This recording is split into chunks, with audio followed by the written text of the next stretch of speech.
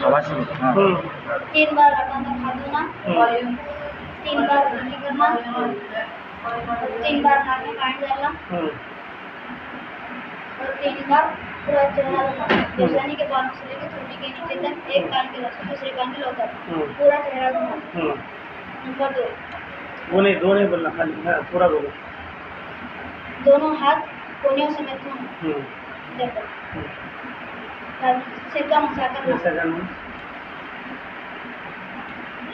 हाथों मिला के